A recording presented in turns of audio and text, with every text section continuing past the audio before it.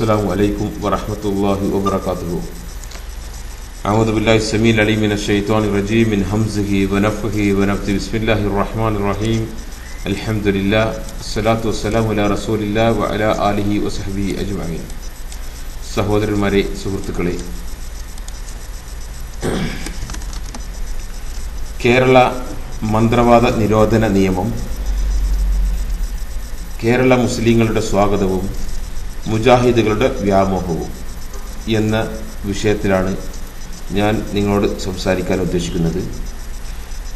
അരമണിക്കൂർ വീതമുള്ള ക്ലിപ്പുകളാക്കാനാണ് ഉദ്ദേശിക്കുന്നത്. എത്ര ക്ലിപ്പ് ഉണ്ടാവും എന്ന് എനിക്കറിയില്ല. ഇൻഷാ അല്ലാഹ് ബിഇദ്നില്ല നമുക്ക് സംസാരിക്കാം. ഇത് ക്ലിപ്പ് നമ്പർ 1 ആണ്. നമുക്കറിയാം, ഇവിടെ അടുത്ത കാലത്തായി, കഴിഞ്ഞ ഏകദേശം 1-1.5 വർഷമായിട്ട് കേരളത്തിലെ ദുർമന്ത്രവാദികളുടെ കൈകളാൽ സംഭവിച്ചിട്ടുള്ള ചില അത്യാഹിതങ്ങളുടെ പശ്ചാത്തലത്തിൽ ആ പശ്ചാത്തലം മുതലെടുക്കുവാനും അത് തെറ്റായ രീതിയിൽ വ്യാഖ്യാനിച്ച് കേരളത്തിലുള്ള മുജാഹിദ് പ്രസ്ഥാനത്തിൻ്റെ ആളുകൾ അവരിൽ വന്നിട്ടുള്ള ചില അബദ്ധങ്ങളെ ജനങ്ങൾ മനസ്സിലാക്കിയതിനെ തെറ്റിദ്ധരിപ്പിക്കുക, ജനങ്ങൾ മനസ്സിലാക്കിയത് മറച്ചുവെക്കാനും വിഷയം മറ്റൊരു രീതിയിൽ വ്യാഖ്യാനിക്കാനും വേണ്ടി ശ്രമിക്കുക ഉണ്ടായി. പറഞ്ഞു വരുന്നത്, കേരളത്തിലെ മുജാഹിദ് പ്രസ്ഥാനത്തിൻ്റെ ചരിത്രം നമുക്കെല്ലാവർക്കും അറിയാം. എന്നിരുന്നാലും ഈ വിഷയം ഒരു പരിപൂർണമായി അവതരിപ്പിക്കുക എന്നുള്ള രീതിയിൽ ഞാൻ അതിനെക്കുറിച്ച് സൂചിപ്പിക്കാൻ ഉദ്ദേശിക്കുകയാണ്. മുജാഹിദ് പ്രസ്ഥാനം ജിന്ന്, സിഹിർ, റുഖിയ എന്ന വിഷയത്തിൽ വട്ടപൂജ്യമായിരുന്നു. വസ്വാസ് അല്ലാത്ത ഒരു ഉപദ്രവവും ജിന്നുകൾ മനുഷ്യന്മാർക്ക് ഉണ്ടാക്കുകയില്ല. അതുപോലെ മനുഷ്യന്മാർക്ക് ഒരു ഉപദ്രവവും ഒരു ഉപകാരവും അവർ ചെയ്യുകയില്ല എന്ന പരിപ്രേക്ഷ്യത്തിൽ വളർത്തിയെടുത്തിട്ടുള്ള മുജാഹിദ് പ്രസ്ഥാനം ഏകദേശം 90 വർഷം പിന്നിട്ടിപ്പോൾ അപ്പോഴാണ് അവർക്ക് അവരുടെ അബദ്ധങ്ങൾ മനസ്സിലായത്. എല്ലാ പിശാചുക്കൾ ശാരീരികമായിട്ട് ഉപദ്രവിക്കും, മനുഷ്യന്മാരെ ശാരീരികമായിട്ട് ഉപദ്രവിക്കും. അതുപോലെ പിശാചുക്കളെ തൃപ്തിപ്പെടുത്തി സേവിക്കുന്ന ആളുകൾക്ക്, പൂജാരികൾക്കും മന്ത്രവാദികൾക്കും സാഹിർമാർക്കും പിശാചുക്കൾ അവരുടെ സേവനങ്ങൾ ചെയ്തു കൊടുക്കും. അങ്ങനെയാണ് സിഹിറുകൾ പ്രവർത്തിക്കുന്നതെന്നും ആ സിഹിർ ഫലിക്കുന്നതെന്നും എല്ലാം മനസ്സിലാക്കിയ സമൂഹം ഈ മുജാഹിദുകൾക്ക് പറ്റിയ അബദ്ധത്തെ അവർ തിരുത്തുന്നതിന് പകരം അവർ ചെയ്തിട്ടുള്ള അബദ്ധത്തെ ന്യായീകരിക്കാൻ വേണ്ടി ശ്രമിച്ചപ്പോൾ അള്ളാഹുവിന്റെ തൗഫീഖ് കൊണ്ട് അൽഹംദുലില്ലാഹി വശുക്രനില്ലാഹി അൽഹംദുലില്ലാഹി വശുക്രനില്ലാഹി അൽഹംദുലില്ലാഹി വശുക്രനില്ലാഹി അള്ളാഹുവിന്റെ തൗഫീഖ് കൊണ്ട് ഉള്ള അറബി വെച്ചിട്ടും ഉള്ള ഇംഗ്ലീഷ് വെച്ചുകൊണ്ടും ഈ വിഷയം താത്വികമായിട്ട് അഹ്ലുസുന്നത്ത് വൽ ജമാഅത്തിന്റെ പണ്ഡിതന്മാർ പഠിപ്പിച്ചതുപോലെ ജനങ്ങളെ പഠിപ്പിക്കുവാൻ നമ്മളെപ്പോലെയുള്ള ആളുകൾക്ക് കഴിഞ്ഞു. റഹ്മാൻ റബ്ബിന്റെ തൗഫീഖ് കൊണ്ട് അൽഹംദുലില്ലാഹി വശുക്രനില്ലാഹി. അപ്പോൾ നമ്മളോടുള്ള മത്സരം കൊണ്ടും കക്ഷി മത്സരം കൊണ്ടും നമ്മളോടുള്ള വിരോധം കൊണ്ടും നമുക്കെതിരെ അവർ പടനയിച്ചു. എല്ലാ രീതിയിലുള്ള ഉപദ്രവവും അവർ നമ്മൾക്കെതിരെ, ശാരീരികമായ ഉപദ്രവം അവർ വരുത്തിയിട്ടില്ല എന്നതൊഴിച്ചാൽ ബാക്കിയുള്ളത് എല്ലാ രീതിയിലും നമ്മളെ ഉപദ്രവിക്കാൻ അവർ ശ്രമിച്ചു. പക്ഷെ നമ്മൾ വിട്ടില്ല. നമ്മൾ അവരെ നേരിടുകയും അവരുടെ നിജസ്ഥിതി ജനങ്ങൾക്ക്, അവരുടെ ആ കാപട്യവും അവരുടെ ജഹാലത്ത് ജനങ്ങൾക്ക് കാണിച്ചു കൊടുക്കുകയും ഈ വിഷയം ജനങ്ങളെ പഠിപ്പിക്കുകയും ചെയ്തപ്പോൾ ഈ മുജാഹിദ് പ്രസ്ഥാനത്തിന്റെ ഉള്ളിൽ നിന്ന് 90% ആളുകളെയും അവർക്ക് പുറത്തേക്ക് എടുത്ത് വലിച്ചെറിയേണ്ടി വന്നു. ഈ സന്ദർഭം അതിനുള്ളിലുള്ള ചില കുബുദ്ധികൾ 300-400 കോടിക്കണക്കിന് ആസ്തി വരുന്ന സംഘടനയുടെ അവരുടെ മാനേജിംഗ് ട്രസ്റ്റി നിലവാരത്തിലേക്ക് എത്തി. സ്വന്തം ഉപജീവനത്തിന് പോലും വഴിമുട്ടിയിരുന്ന, സ്വന്തം ഉപജീവനത്തിന് പോലും ചികിത്സക്ക് പോലും വഴിയില്ലാതെ അറബി നാടുകളിൽ വന്ന് തെണ്ടി പൈസ വാങ്ങിയിരുന്ന ആളുകൾ ഇപ്പോൾ കോടിക്കണക്കിന് ആസ്തിയുള്ള സംഘടനയുടെയും പ്രസ്ഥാനത്തിന്റെയും കൈകാര്യകർത്താക്കളായി. അതവർക്ക് കിട്ടിയ ലാഭം, ഇതാണ് അവർക്ക് കിട്ടിയ ലാഭം. ഒപ്പം ഈ അവർ മറന്നൊരു കാര്യം, ആയിരക്കണക്കിന് അല്ല 10,000-കണക്കിന് ആളുകളുടെ സമ്പത്ത്, അവരുടെ സക്കാത്തും സദക്കയും വാങ്ങി ഉണ്ടാക്കിയ ഈ സംഘടനയും ആ സംഘടനയുടെ പ്രസ്ഥാനത്തിന്, ആ സംഘടനയുടെ ആസ്തിയും ആ സംഘടനയുടെ സമ്പത്തും അതാണ് അവർ കൈകാര്യം ചെയ്തത്. പോട്ടെ, അവർ ഈ അവസരത്തിൽ കേരളത്തിൽ വന്നിട്ടുള്ള മന്ത്രവാദികളുടെ കയ്യിൽ വന്നിട്ടുള്ള ദുർമന്ത്രവാദികളുടെ, അങ്ങനെ തന്നെ പറയട്ടെ, ദുർമന്ത്രവാദികളുടെ കയ്യിൽ വന്നിട്ടുള്ള ചില അബദ്ധങ്ങളെ, അത്യാഹിതങ്ങൾ, മരണം പോലെയുള്ള സംഭവങ്ങളെ അത് പറഞ്ഞ് പ്രചരിപ്പിച്ച് അത് ഒരു വിഷയമാക്കി അതിന്റെ പശ്ചാത്തലത്തിൽ മന്ത്രവാദ നിരോധന നിയമം എന്നുള്ള നിയമം കൊണ്ടുവരാൻ വേണ്ടിയിട്ട് അവര് മുറവിളി കൂട്ടുന്നു. മുജാഹിദ് പ്രസ്ഥാനത്തിന്റെ CD ടവറുമായിട്ട് കേന്ദ്രീകരിച്ചിട്ടുള്ള ആ വൃത്തികെട്ട ആ ഗ്രൂപ്പാണ് ഇതിന് ഏറ്റവും കൂടുതൽ മുന്നോട്ട് വന്നിട്ടുള്ളത്. അപ്പോ ഇതോടൊപ്പം ഇവർ ചെയ്തൊരു പ്രവർത്തനം, മന്ത്രവാദ നിരോധന നിയമം, മന്ത്രവാദ നിരോധന നിയമം കൊണ്ട് ഇനി നിങ്ങളെ റൊക്കെ ഞങ്ങളത് കാണട്ടെ, കാണിച്ചരാ ഇഫ്സു പണി വാളി, ഇഫ്സു അതായി, ഇനി എൻ്റെ നടക്കൂല, ഇത് നടക്കൂല. ഇതാണ്. അതുകൊണ്ടാണ് ഞാൻ അവരുടെ ഈ തെറ്റിദ്ധരിപ്പിക്കൽ ജനങ്ങൾക്ക് മനസ്സിലാക്കി കൊടുക്കാൻ വേണ്ടിയിട്ടാണ് ഞാൻ ഇപ്പോൾ സംസാരിക്കുന്നത്. ഒരു മുസ്ലിമിനെ സംബന്ധിച്ചിടത്തോളം അൽഹംദുലില്ലാ, പ്രത്യേകിച്ച് ഒരു സലഫിയെ സംബന്ധിച്ചിടത്തോളം, അഹ്ലുസുന്നത്ത് ജമാഅത്തിന്റെ ഒരാളെ സംബന്ധിച്ചിടത്തോളം, നിങ്ങൾ മന്ത്രവാദ നിയമം എന്ന പേരിൽ നിങ്ങൾ കൊണ്ടുവരാനിരിക്കുന്ന നിയമമുണ്ടല്ലോ, വെൽക്കം, സ്വാഗതം.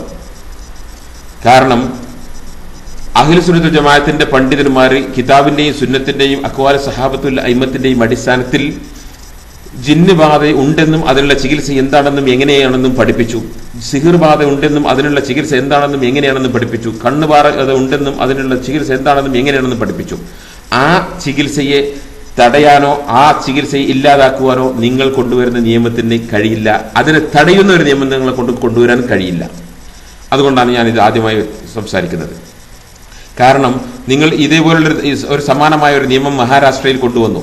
2013 ആ നിയമം ഡിസംബർ മാസത്തിലാണ് നിയമം കൊണ്ടുവരുന്നത്. ഏകദേശം 17 വർഷത്തോളം ഇതിന് മുമ്പാണ് ഇതിനുള്ള ഓർഡിനൻസ്, ഇതിനുള്ള പ്രപ്പോസൽസ് നിയമപാലകരുടെ മുമ്പിൽ വെച്ചത്.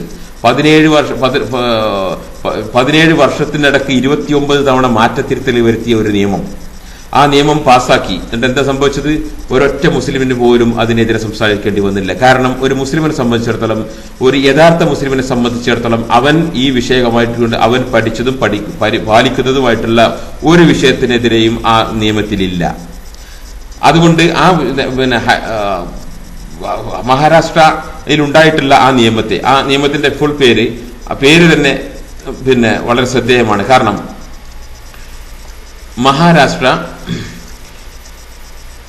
Maharashtra prevention and eradication of human sacrifice, മനുഷ്യന്മാരെ ബലിയെറുക്കുക എന്നതിന്റെ തടയുകയും അത് ഇല്ലാതാക്കുകയും ചെയ്യുക. ആൻഡ് ഇൻഹ്യൂമൻ, അമാനുഷിക മനുഷ്യരഹിതമായ പ്രവർത്തനത്തെയും, ഈവിൾ, ചീത്ത and Aghori practices and black magic, പ്രവർത്തനങ്ങളും സിഹിറുകളും ബ്ലാക്ക് മാജിക്സും ഇല്ലാതാക്കാൻ വേണ്ടിയിട്ടുള്ള നിയമമാണ്.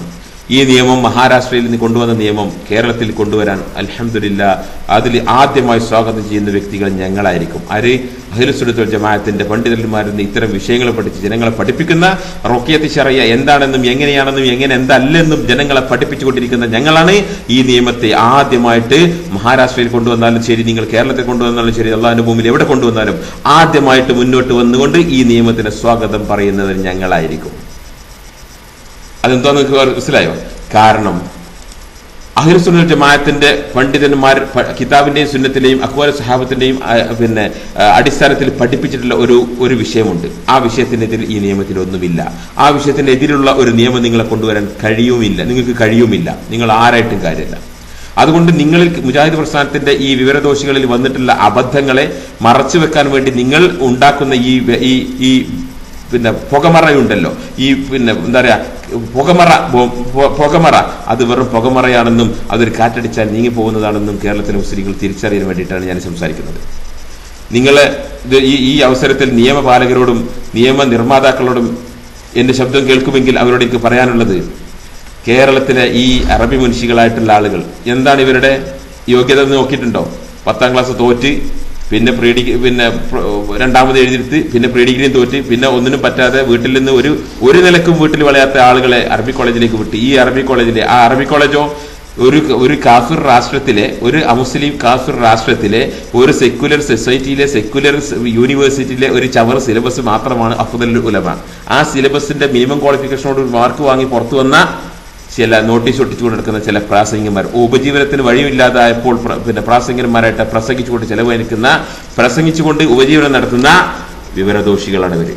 ഇവരല്ല പണ്ഡിതന്മാർ. അത് ആദ്യം നിങ്ങൾ മനസ്സിലാക്കുക. ഇവര് കേവലം ജാഹിലുകൾ മാത്രമാണ്. പിന്നെ ആരാണ് പണ്ഡിതന്മാരെ മുസ്ലിം ലോകത്തിന് പരിചയമുണ്ട്. മനസ്സിലായില്ലേ? അതുകൊണ്ട് ഞാനിപ്പോ ചില പണ്ഡിതന്മാരുടെ പേര് ഈ നിയമപാലകരുടെയും നിയമനിർമ്മാതാക്കളുടെയും ഒക്കെ ശ്രദ്ധ ക്ഷണിക്കാൻ വേണ്ടിയിട്ട് ഞാൻ പറയാണ്. ഈ ലോകത്ത് വന്ന അഹ്ലുസുന്നത്ത് വൽ ജമാഅത്തിന്റെ പണ്ഡിതന്മാരിൽ ആരും തന്നെ ഈ ജിന്ന് ബാധ ഇല്ലെന്നോ, അതിന് ചികിത്സയില്ലെന്നോ, സിഹിർ ഇല്ലെന്നോ, അതിന് ചികിത്സയില്ലെന്നോ, കണ്ണേറില്ലെന്നോ, അതിന് ചികിത്സയില്ലെന്നോ പറഞ്ഞിട്ടില്ല. ഈ കേരളത്തിലെ 3 വൃത്തിയിട്ട ഈ ജാഹിലുകളല്ലാതെ, ഈ അറബി മനുഷ്യകളല്ലാതെ പറഞ്ഞിട്ടില്ല.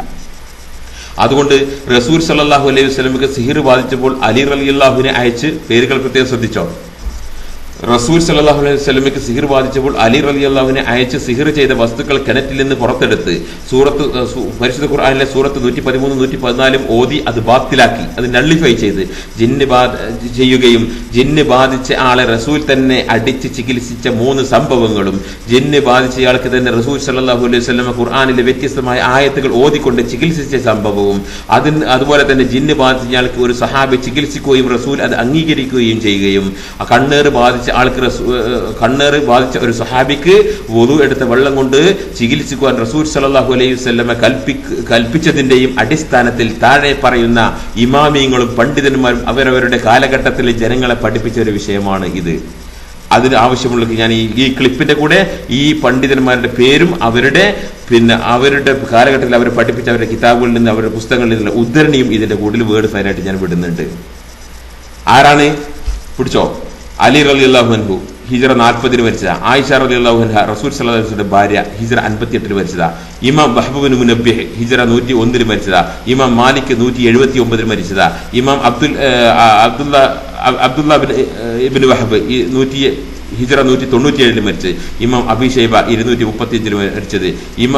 ഇമാം അബൂ മർവാൻ 238, ഇമാം അഹ്മദ് 241, ഇമാം ബുഖാരി 256, ഇമാം മുസ്ലിം 261, ഇമാം അബ്ദുല്ലാഹിബ്നു മുസ്ലിം ഹിജ്റ 276, ഇമാം ഇബ്നു മാജ 273, ഇമാം അബൂദാവൂദ് 275, ഇമാം നസായി 303, ഇമാം അബീ ഹാത്തിം 327, ഇമാം ഇബ്നു ഹിബ്ബാൻ ഹിജ്റ 383, ഇമാം തബറാനി ഹിജ്റ 360, ഇമാം ഇബ്നു സുന്നി ഹിജ്റ 364, ഇമാം ഹാക്കിം ഹിജ്റ 405, ഇമാം സഅലബി 427, ഇമാം ഇബ്നു ബത്താൽ ഹിജ്റ 449, ഇമാം ബൈഹഖി 458, ഇമാം ഇബ്നു ഉമർ അബു ഉമർ യൂസഫ് ഹിജ്റ 463, ഇമാം ബഖാവി ഹിജ്റ 510, ഇമാം ഖുർത്തുബി 671, ഇമാം നബവി 676, ഇമാം ഇബ്നു തൈമിയ ശൈഖുൽ ഇസ്ലാം ഇബ്നു തൈമിയ 728, ഇമാം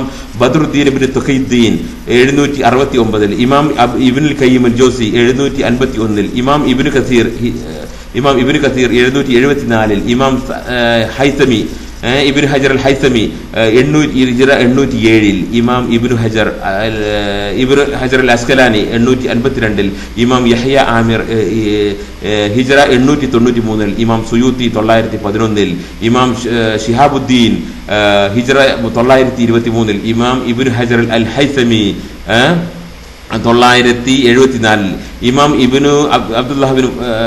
ഇമാം മുഹമ്മദ് ബിൻ അബ്ദുൽ വഹാബ്.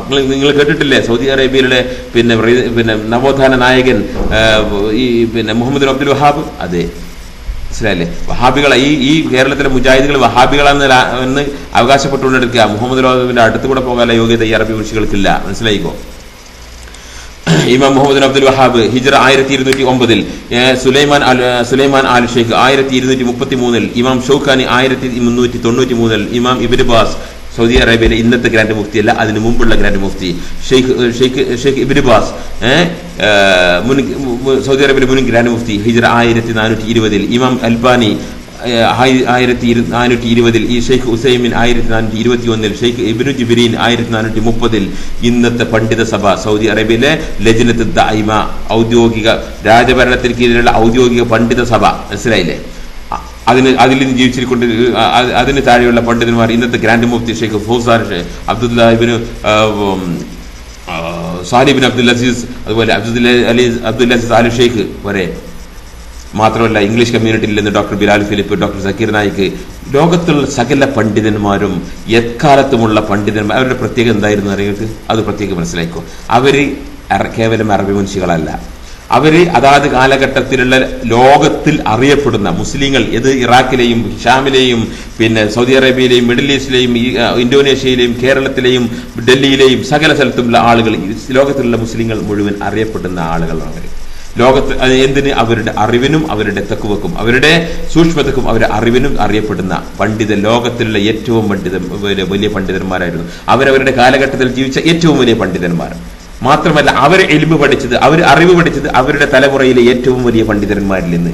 മാത്രമല്ല അവരുടെ പിൻതലമുറക്കാർ ആയിട്ടുള്ള ആളുകളിൽ ഏറ്റവും അവരുടെ പിൻതലമുറക്കാരിൽ ലോകത്തിലെ ഏറ്റവും അറിവുള്ള ആളുകൾ അവരിൽ നിന്ന് ഇരുമ്പ് പഠിച്ചു. അങ്ങനെ ആ top scream of the scholars, ആ സ്കോളേഴ്സിന്റെ ടോപ്പ് ആ ക്രീം ഉണ്ടല്ലോ, അവരാണ് പണ്ഡിതന്മാർ. അവരെല്ലാവരും പഠിപ്പിച്ച ഒരു രീതിയാണ് നമ്മളെല്ലാം പിന്നെ പറയുന്നതും ചെയ്യുന്നതും പഠിപ്പിക്കുന്നതും പിന്നെ ജനങ്ങൾക്ക് പറഞ്ഞു കൊടുക്കുന്നതും. അവരെയൊക്കെ വിട്ടിട്ട് ഇവരെല്ലാവരും അംഗീകരിച്ചതാണ് ഇത് പിശാച് ബാധ ഉണ്ടെന്നും അതിന് ചികിത്സയുണ്ടെന്നും സിഹറുണ്ടെന്നും അതിന് ചികിത്സ ഉണ്ടെന്നും എല്ലാം. അതിനുള്ള ചികിത്സ എന്താണ് ഇവരെ പഠിപ്പിച്ചത്? എന്താ?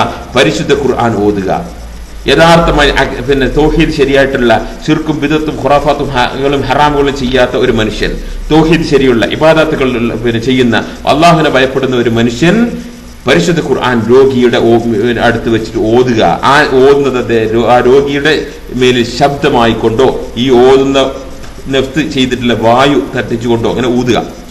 അതല്ലെങ്കിൽ ഒരു മാധ്യമം വെള്ളം, പിന്നെ തഹൂറായിട്ടുള്ള നല്ല വെള്ളം, നല്ല സൈത്തൂന്, തേന്, കരിഞ്ചീരത്തിന് എണ്ണ പോലെയുള്ള നല്ല ഏതെങ്കിലും മാധ്യമങ്ങൾ വഴി രോഗിയിൽ ബാധിപ്പിക്കുക. ഇങ്ങനെ ഓതുന്ന സമയത്ത് പിശാചുക്കൾ ഹാജറായാൽ, പിശാചുക്കൾ സംസാരിച്ചു തുടങ്ങിയാൽ അവരോട് നന്മ ഉപദേശിക്കുക, തിന്മ വിരോധിക്കുക. അവരോട് നന്മ ഉപദേശിക്കുക, തിന്മ വിരോധിക്കുക. ഇതാണ് ഇറങ്ങിപ്പോകാൻ വിസമ്മതിച്ചാൽ അടിച്ചു പുറത്താക്കുക. ഇതാണ് അഹ്ലുസുന്നത്ത് വൽ ജമാഅത്തിന്റെ പണ്ഡിതന്മാരുടെ അടുത്ത് മുസ്ലിങ്ങളുടെ ചികിത്സ. ഈ പണ്ഡിതന്മാരെ എല്ലാവരും താറടിച്ചുകൊണ്ട് കേരളത്തിലെ കേവലം ഈ വിവരദോഷികളായിട്ടുള്ള അറബി മുൻഷികൾ എന്ത് ചെയ്തു? 2010 കേരളത്തിലെ അറബി മുൻഷികൾ 2010 ഒരു ജൂറിയെ തെരഞ്ഞെടുത്തു. ഞാൻ പറയുന്നത് ജൂറി അല്ല, നാറികളെന്നാണ്. ഏതാനും 6-7 നാറികളെ കൂടി ഒരു ജൂറിയെ തെരഞ്ഞെടുത്തിട്ട് ജൂറി എന്ത് ചെയ്തു? പ്രബന്ധം സ്വീകരിച്ചു. ആരിൽ നിന്ന്? കേരളത്തിൽ അഫ്ദലുൽ ഉലമ പാസ്സായ മറ്റ് അറബി മുൻഷികളിൽ നിന്ന്. എന്നിട്ട് ഈ അറബി മനുഷ്യകൾ മറ്റു അറബി മനുഷ്യകൾ എഴുതിയ പ്രബന്ധം വായിച്ചു പഠിച്ചു. എന്നിട്ട് അവരെ തീരുമാനത്തെ ജിന്നുകള് വിശ്വാസമില്ലാത്ത മുദ്രക്ക് ഉണ്ടാക്കും. പിന്നെ അതിന് ചികിത്സ ഇല്ലെന്നായി കഴുതകൾ പറഞ്ഞത്. ഞാൻ അവരെ ആദ്യമായിട്ട് കഴുതകൾ അവരുടെ സർക്കുലർ വായിച്ചെന്നാ ഞാൻ ആദ്യമായിട്ട് അവരെ കഴുതകൾ പറഞ്ഞത്. മനസ്സിലായല്ലേ? ഈ പ്രസംഗം ഏതവന്റെ മുമ്പിൽ എനിക്ക് വെക്കാനും ധൈര്യമുണ്ട്. മനസ്സിലായി? കാരണം അവരെ കഴുതകൾ ഞാൻ പരസ്യമായി ആരെയും സാക്ഷിയെടുത്ത് ഞാൻ വിളിക്കും അവരെ കഴുതകളെന്ന്. കാരണം അത്രയും പിന്നെ വിവരദോഷികളാണ് അവർ. എന്നിട്ടോ എന്നാൽ ഒരു കാര്യം മനസ്സിലാക്കണ്ടേ, അഹ്ലുസുന്നത്ത് വൽ ജമാഅത്തിന്റെ പണ്ഡിതന്മാരുടെ കൂട്ടത്തിൽ ആരെങ്കിലും തലയെടുപ്പുള്ള ആരെങ്കിലും ഈ ജിന്നുബാധ ഇല്ല എന്ന് പറഞ്ഞിട്ടുണ്ടോ? ഇല്ല. ഇമാം അഹമ്മദിനോട് ശൈഖുൽ ഇസ്ലാം ഇബ്നു തൈമിയ്യ അദ്ദേഹത്തിന്റെ മജ്മൂഉൽ ഫതാവയിൽ 24-ാം വാള്യത്തിൽ 276-ാമത്തെ വാള്യത്തിൽ പറയുന്നു. ഇമാം അബ്ദുല്ലാഹിബ്ൻ അഹമ്മദിനോട് പിന്നെ ഇമാം അഹമ്മദിന്റെ മകൻ അബ്ദുള്ള എന്ന പണ്ഡിതൻ പിതാവിനോട് ചോദിച്ചു, അപ്പ ചില ആളുകൾ ജിന്നുകൾ ശരീരത്തിൽ കയറുകയില്ല എന്ന് പറയുന്നുണ്ടല്ലോ. മറുപടി കൊടുത്ത, മോനെ അവന്റെ മേലെ കയറി പറയുന്നുണ്ടല്ലോ, അവന്റെ മേലെ കയറി ജിന്നാണ് പറയുന്നത് കേട്ടോ. അവർ പറയുന്ന ഒരു അടിസ്ഥാനവും ഇല്ല. അത് കിതാബിനും സുന്നത്തിനും അഖ്വാൽ സഹാബത്തിനും അയിമ്മത്തിനും എതിരാണ്. മനസ്സിലായില്ലേ? മാത്രമല്ല അന്ന് തൊട്ട് ഇന്ന് വരെ ശൈഖുൽ ഇസ്ലാം ഇബ്നു തൈമിയ്യ ഹിജ്റ 728 മരിച്ച അന്ന് തൊട്ട് ഇന്ന് വരെ ശൈഖുൽ ഇസ്ലാം ഇബ്നു തൈമിയ്യയുടെ മജ്മൂഉൽ ഫതാവയിൽ 9-ാം വാള്യത്തിൽ 19-ാമത്തെ പേജിൽ കാണാം നിങ്ങൾക്ക്. എന്ത്? ഈ പിശാച് ബാധയെ നിഷേധിച്ച ആളുകൾ അഹ്ലുസുന്നത്ത് ജമാഅത്തിന്റെ പണ്ഡിതന്മാരിൽ ആരുമില്ല. പിഴച്ച കക്ഷികളിൽപ്പെട്ടിട്ടുള്ള മുഅ്തസിലാക്കളിൽപ്പെട്ടിട്ടുള്ള ഇമാം ജബായി, അതുപോലെ ഇമാം റാസി പോലെയുള്ള ആളുകളല്ലാതെ. എന്നാൽ ഇമാം റാസി പോലും അദ്ദേഹത്തിന്റെ ജീവിതത്തിന്റെ അവസാന കാലഘട്ടത്തിൽ ഈ ചവറുകളെല്ലാം വലിച്ചെറിഞ്ഞ് അഹ്ലുസുന്നത്ത് വൽ ജമാഅത്തിന്റെ അഖീദയിലേക്ക് മടങ്ങിയിട്ടുണ്ട് ഇമാം റാസി. അതുപോലും കേരളക്കാർക്ക് അറിയില്ല. അതുകൊണ്ട് ലോകത്ത് ഒറ്റപ്പെട്ട 1-2 പണ്ഡിതൻ പറഞ്ഞിട്ടില്ല. അതും മുഅ്തസിലാക്കളിൽപ്പെട്ട അഹ്ലുസുന്നത്ത് ജമാഅത്തിന്റെ പണ്ഡിതനല്ല, പിഴച്ച കക്ഷികളാണെന്ന് പിന്നെ പൂർവികരെ പിന്നെ അതിനുശേഷമുള്ള സകല പണ്ഡിതന്മാരും ഏകോപിച്ച് പറഞ്ഞിട്ടുള്ള പണ്ഡിതന്മാര് 2 ആളെ പേര് ഇവർക്ക് കിട്ടും. അതല്ലാതെ ലോകത്തറിയപ്പെടുന്ന ആരും തന്നെ ഇത് നിശ്ചയിച്ചിട്ടില്ല. മാത്രമല്ല ഇപ്പൊ ഒരു നിയമം കൊണ്ടുവരുന്നു. ഈ വിഷയകമായി കൊണ്ട് ഏറ്റവും സൂക്ഷ്മത പാലിക്കുന്ന രാഷ്ട്രങ്ങൾ അറബ് രാഷ്ട്രങ്ങളാണ്. ഇത് ജിന്ന് സിഹർ വിഷയം പോലെയുള്ളതെല്ലാം ഏറ്റവും കൂടുതൽ സൂക്ഷ്മത പാലിക്കുന്ന രാഷ്ട്രങ്ങൾ അറബ് രാഷ്ട്രങ്ങളാണ്. ആദ്യമായിട്ട് Saudi Arabia, Dubai, Qatar, Oman, Bahrain, Egypt പോലെയുള്ള രാഷ്ട്രങ്ങളിൽ ഉണ്ട്. ഇവിടെ പിന്നെ ബ്ലാക്ക് മാജിക്, സിഹിർ, പിന്നെ സാഹിർമാരെ പിടിക്കാനുള്ള പിന്നെ തന്ത്രങ്ങളും സാഹിർമാരെ പിടിക്കാനുള്ള നിയമങ്ങളും അതിനുള്ള ഓഫീസേഴ്സും ഉണ്ട് സൗദി അറേബ്യയിൽ. നോക്കണം, അതേ രാഷ്ട്രങ്ങളിൽ തന്നെ അഹ്ലുസുന്നത്ത് വൽ ജമാഅത്തിന്റെ പണ്ഡിതന്മാർ പഠിപ്പിച്ചിട്ടുള്ള കിതാബിലും സുന്നത്തിലും വന്നിട്ടുള്ള സ്ഥിരപ്പെട്ടുള്ള റുഖിയ ചെയ്യുവാൻ ചികിത്സ കേന്ദ്രങ്ങൾ ഗവൺമെന്റിന്റെ അനുവാദത്തോടുകൂടി ലൈസൻസോട് ചികിത്സിക്കുന്നുണ്ട്. 100 കണക്കിന് ചികിത്സാ സെന്ററുകൾ കേരളത്തിലുണ്ട്, പിന്നെ സൗദി അറേബ്യയിലുണ്ട്, ദുബായിലുണ്ട്, ഖത്തറിലുണ്ട്, ഒമാനിലുണ്ട്, ബഹ്റൈനിലുണ്ട്, ജോർദാനിലുണ്ട്. മനസ്സിലായല്ലോ? ഇവർക്ക് ആർക്കും എന്തില്ല? നിങ്ങളുടെ ഈ വിശ്വാസമില്ല. നിങ്ങളിപ്പോ ഈ കിതാബുൽ സുന്നത്തിലും വന്ന റുഖിയ എന്താണെന്ന് നമ്മൾ ജനങ്ങളെ പഠിപ്പിക്കുമ്പോൾ അതിനെ ഇല്ലാതാക്കാൻ വേണ്ടിയിട്ട് നിങ്ങൾ കൊണ്ടുവരുന്ന നിയമമുണ്ടല്ലോ, അതിനെ ഇല്ലാതാക്കുന്ന ആ കിതാബുൽ സുന്നത്തിലും വന്ന റുഖിയ ഇല്ലാതാക്കാൻ നിങ്ങൾക്ക് നിയമം കൊണ്ടുവരാൻ കഴിയില്ല. അബദൻ അബദൻ അബദൻ, never. It is impossible. You can't do it. അത് അങ്ങനെ നിയമം നിങ്ങൾ ഓർഡിനൻസ് കൊണ്ടുവന്നാൽ പാസ്സായി കിട്ടില്ല. നിയമസഭയിലോ മറ്റൊരു ബോഡിയിലോ അത് പാസ്സായി കിട്ടില്ല.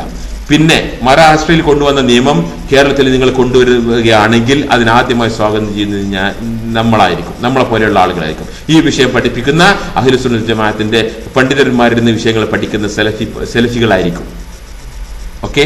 മാത്രമല്ല നിങ്ങൾ മനസ്സിലാക്കേണ്ട, ഈ കേരളത്തിലെ അറബി വിഷയമുള്ള വിവരദോഷത്തിന്റെ ആഴം, ലോകത്ത് 100 കണക്കിന് രാഷ്ട്രങ്ങളിൽ ചികിത്സാ സെന്ററുകൾ നടക്കുന്നുണ്ട്. ഒരു ഉദാഹരണം ഞങ്ങൾക്ക് പറഞ്ഞുതരാം. അമേരിക്കൻ നാഷണാലിറ്റിയുള്ള അബ്ദുറഹൂഫ് ബിൻ ഹലീമ എന്ന് പറയുന്ന ഒരു പണ്ഡിതൻ, അദ്ദേഹത്തിന്റെ നേതൃത്വത്തിൽ തന്നെ 39ഓളം രാഷ്ട്രങ്ങളിൽ 100 കണക്കിന് ചികിത്സാ സെന്ററുകൾ നടക്കുന്നുണ്ട്.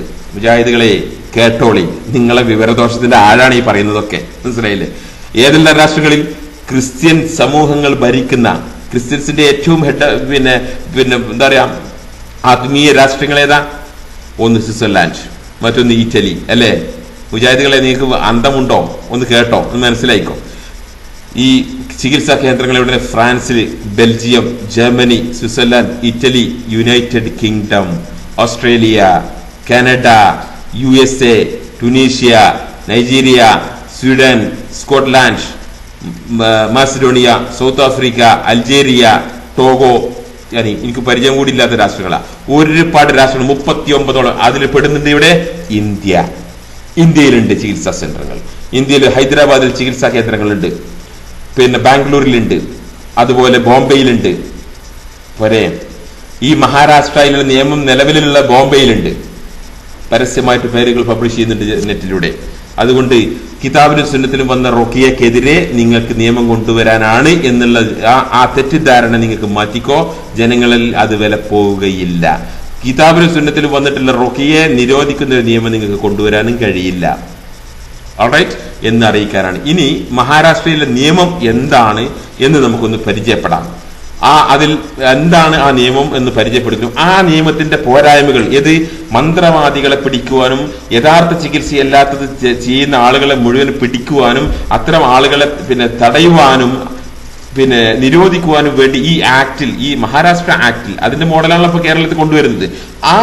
അതിലുള്ള പോരായ്മകൾ എന്താണെന്ന് വേണമെങ്കിൽ നമ്മൾ പറഞ്ഞുതരാം. അതുകൂടി നിങ്ങൾ കേരളത്തിൽ നിയമം കൊണ്ടുവരുമ്പോൾ അതിൽ ഉൾക്കൊള്ളിച്ചാൽ നിയമം കുറച്ചുകൂടി നന്നാവും. മഹാരാഷ്ട്രയിലെ നിയമത്തെക്കാൾ കുറച്ചുകൂടി നന്നാവും. പക്ഷെ നിങ്ങൾക്ക് എന്ത് വെച്ചായിരിക്കഴിഞ്ഞാലും കിതാബിലും സുന്നത്തിൽ നിന്ന് വന്നതിലുള്ള റുഖിയെ പറയുകയോ പഠിപ്പിക്കുകയോ ചെയ്യുകയോ ചെയ്യിപ്പിക്കുകയോ ചെയ്യുന്ന ആളുകളെ നിങ്ങൾക്ക് ഒന്നും ചെയ്യാൻ പറ്റില്ല. ആ പരിധിയിൽ കൊണ്ടുവരാൻ നിങ്ങളെ കൊണ്ട് കഴിയില്ല. കാരണം നാമാകുന്നു ഈ ദിക്റിനെ ഇറക്കിയത്, നാം തന്നെ അതിനെ കാത്തു സൂക്ഷിക്കും. സുബ്ഹാനല്ലാഹ്. റഹ്മാനായ റബ്ബ്, ഹയ്യുൽ ഖയ്യൂമായ റബ്ബ് മുകളിലുണ്ട്. അതുകൊണ്ട് നിങ്ങൾക്ക് യു കാൻ ഡു എനിത്തിങ്.